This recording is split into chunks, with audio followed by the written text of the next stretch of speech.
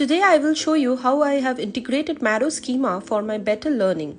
After finishing my rheumatology revision video from edition 6.5, I thought what important questions can be asked from this topic. So I opened Marrow schema, most of which I had unlocked earlier while I solved the Q bank. Here, this is a list of 1947 important topics segregated by AIMS and NEET tag and also subject-wise. For example, I opened rheumatology and I got 11 high-yield questions for articular manifestations in rheumatoid arthritis from integrated subjects like patho, medicine, orthopedics in this particular case.